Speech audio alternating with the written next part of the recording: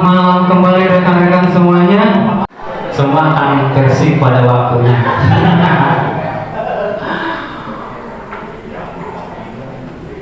Oke, sekarang kita akan masuk nih rekan-rekan dengan materi sesi kedua rekan-rekan. Oke, jadi nyantai saja ya, mau versi mau yang lain juga. Nah, rekan teriaknya kita habis suaranya. Ya, jadi begini ya untuk rekan-rekan, bahwa ini materi pertemuan pertama rekan-rekan dalam mengajarkan ke calon jaringan yang baru, begitu ya. Nah, jadi sekarang karena sudah tersistem, begitu ya. Jadi rekan-rekan itu dalam pertemuan pertama kita akan disamakan, ya. Jadi berawal dari kita mengenal dulu ya storytelling tentang keilmuan yang akan rekan-rekan sampaikan. Nah, salah satunya kita akan video tentang sejarah, tapi rekan-rekan nggak usah dihafalin, ini sejarahnya udah begitu panjangnya, ya, kecuali kalau Ki Muhni itu udah sangat apa ya, udah hafal banget ya, dari mulai perjalanan awal dan sebagainya sampai terakhir ke guru besar kita ya. Jadi sampai ya si keilmuan ini sampai ke Buya itu seperti apa, begitu ya. Dan itu kan terlalu banyak begitu. Nah, itu rekan-rekan dirangkum aja, nggak usah terlalu banyak, karena pertemuan pertama ini adalah bagaimana supaya si calon calon terapis gitu ya, calon terapis itu dalam 5 menit pertama itu ke kita itu lebih apa namanya itu ya lebih mengena begitu ya. Nah, jadi rekan-rekan yang tadi disampaikan oleh Mas Umar itu sangat luar biasa, berawal dari speaking biarpun ngobrolnya seperti apa ya, karena itu juga jenjang latihan, terus dari pengalaman ya, rekan-rekan akan pasti bisa seperti guru kita yang sangat luar biasa ya. Ya, kalau storytelling saya juga dulu sama tuh bisa ngomong di depan seperti apa, tapi alhamdulillah saya dibangun dewasa bisa ke depan itu ya karena ada game. Biasanya nggak tahu nih harus ngobrol seperti apa gitu. Ya ini ya saya melihat Mas Dinar Drama Yuda juga begitu dulu. Dan gagal. Kalau sekarang kan jauh lebih hebat kan gitu. Kalau dulu kader KRG dengan kami menjelaskan apa gitu. Tapi setelah memahami dari keilmuan tersebut, dan dalam begitu ya. Nah, apalagi kalau untuk rekan-rekan sekarang kita belajar bagaimana cara mengajar, ya, belajar dan mengajarkan kembali ke calon terapis-terapis yang baru. Saya juga sama sebagai instruktur harus bagaimana caranya nih menyampaikan sebuah materi itu di YouTube, bahkan bisa ditonton oleh ribuan bahkan jutaan orang, gitu. Benar, Teksa seperti ngomong ya. Ya, nah intinya bagaimana rekan-rekan bisa menyampaikan, nggak usah terlalu kata obat tadi tekun pintar-pintar, yang penting masih peserta itu bisa memahami apa yang rekan-rekan sampaikan, itu aja. Ya, nah ini mungkin langsung aja kita melihat sekilas video ya, tentang sejarah dari keilmuan raksa jasa.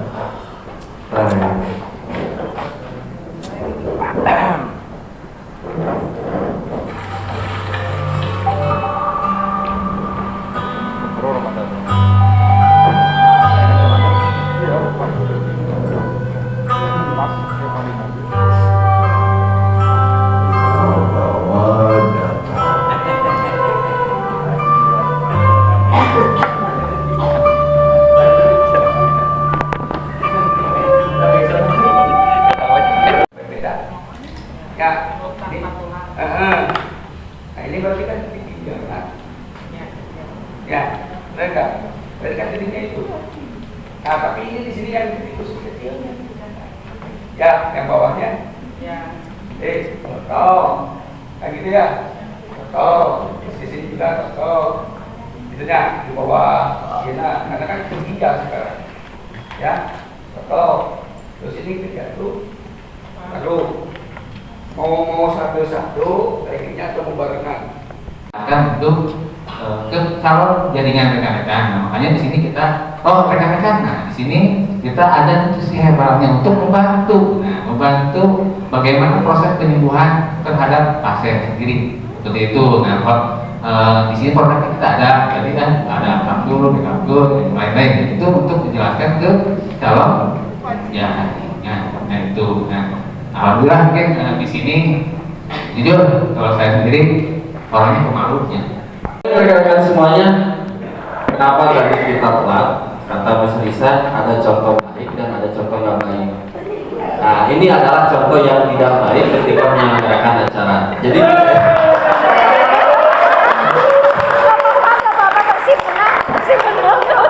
ya, jadi rekan-rekan semuanya, intinya kita itu harus tahu, ini contoh baik, ini contoh kurang baik. Nah, ini adalah contoh kurang baik. Ya. Tadi pertimbangannya banyak pengajuan dari audiens itu. Jadi prinsip itu adalah psikologi mental. Jadi ketika kita tidak tenang, psikologinya akan fokus. Nah, maka itu adalah syarat ketika rekan-rekan semuanya, ketika audiens mau jadi sebagai audiens acara ataupun kita sebagai pemateri, artinya kita harus nyaman, betul nggak? Betul. Hari ini kita nyaman nggak? Nyaman. Pak Haji 3 poin, wah juara. Jadi kalau kata bos Jajang, kalau perpanjangan waktunya itu sampai jam 12 gimana? Nggak akan mungkin bos Jajang, karena itu nggak logis. Oke, rekan-rekan semuanya, boleh, karena ini dalam materi kita public speaking, saya tidak akan mengajarkan, cuman saya akan sharing bersama rekan-rekan semua. Cara untuk sharing ini, jadi kita harus ikut terlibat dalam materi ini. Setuju apa setuju? Setuju ya. Untuk itu, boleh Bapak Ibu semuanya. Jadi ketika kita mau mulai acara, harus kondusif dulu. Ruangan, misalkan pintu belum tertutup, pintunya dibuka tertutup dulu ya. Lalu apapun fasilitas perangkatnya kita harus siapkan. Nah, jadi rekan-rekan semuanya, bicara public speaking itu ada satu kalimat dari seorang ahli public speaking, namanya itu Bernard. Nah, public speaking itu diartikan dengan apa? Bentuknya itu adalah skill yang investasinya jangka panjang. Boleh dicatat Bapak Ibu. Jadi investasi jangka panjang itu adalah kemampuan public speaking. Jadi public speaking itu adalah investasi terpanjang untuk karir, untuk perkembangan atau untuk apapun yang jadi aset paling utama.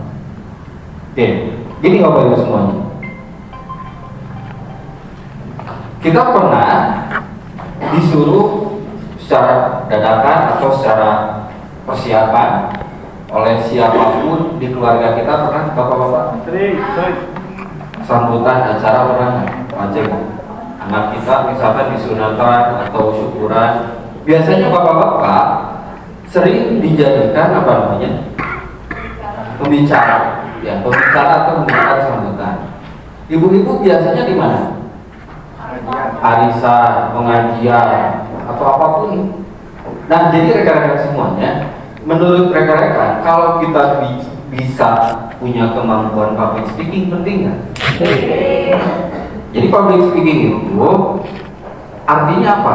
Public speaking itu adalah kemampuan kita bicara di depan umum. Ya, nah maka dari itu hari ini kita akan sama-sama belajar. Karena saya pun belajar. Saya belajar, rekan-rekan belajar. Artinya kita tidak saling menggurui, tapi kita saling sharing.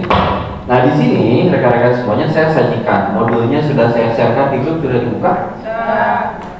Nah kira-kira bagus ya kalau rekan-rekan belajar? Bagus. Nah, kalau itu dipelajari, saya yakin kita semuanya punya kemampuan. Kayak barusan misalkan Mbak Enggak disuruh maju ke depan, mendadak, ya. Nah, ketika kemampuan public speaking itu bisa tidak bisa, tahu tidak tahu, pokoknya maju aja dulu.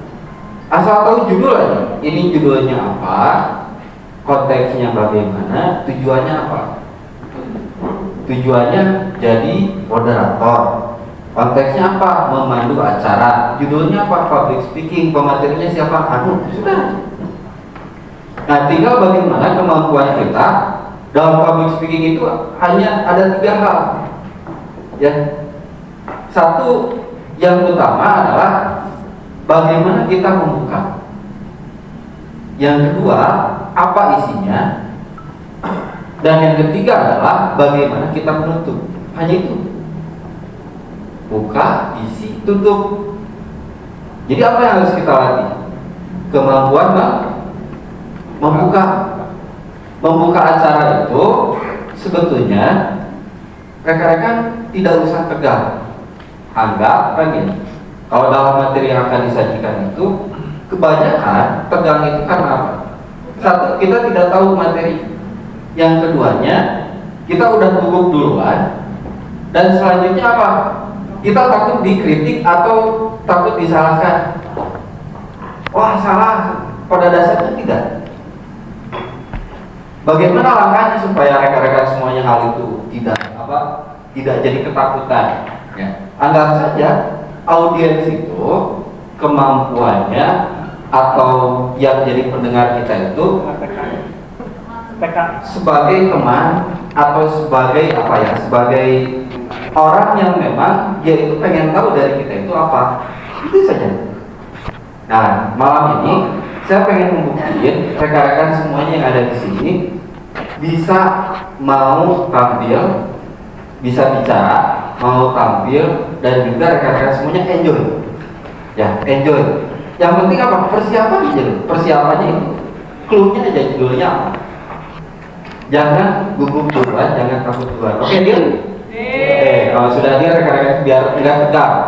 Apa yang biasa sering kita jadikan penyemangat atau sering kita jadikan suasana itu tidak kaku? Apa? Coba.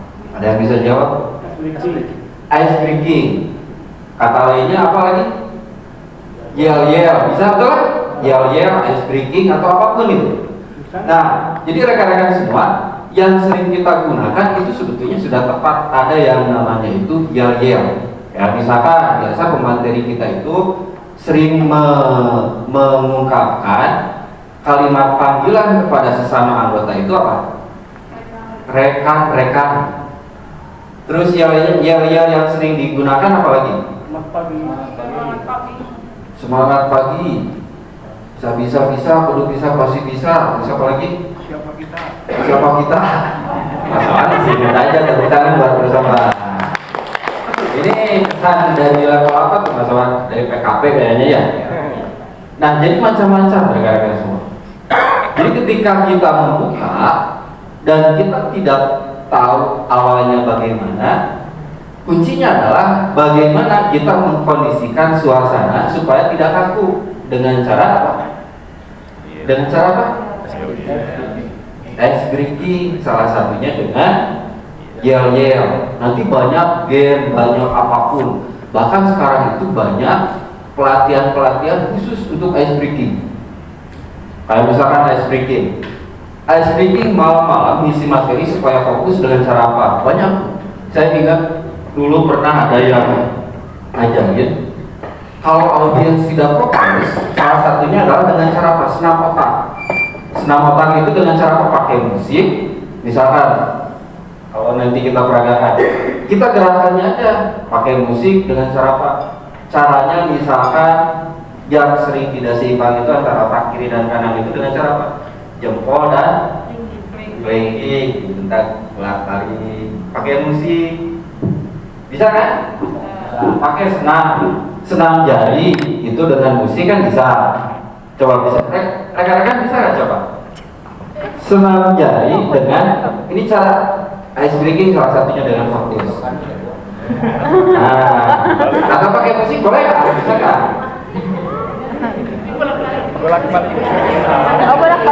Kayak gini kan? Nah, ini salah satunya pemecah ketentuan. Kalau kita lagi tegang, jempol sama kelingking dibalik, pakai musik gitu kan? Ya. Nah, oke, satu kan gerakannya banyak. Ini salah satunya. Kita sharing, saya sharing speaking apa yang biasa. Pakai musik apa?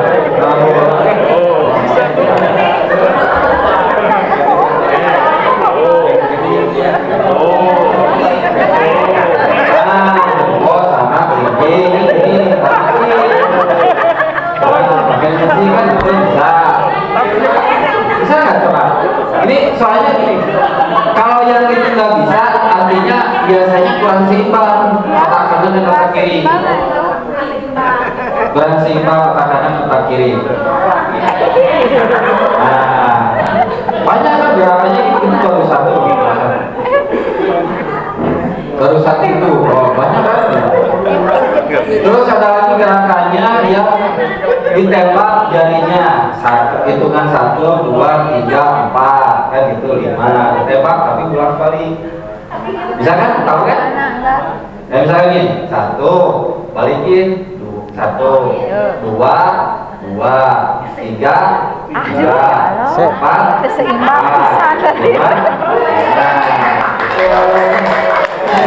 Tahu kan?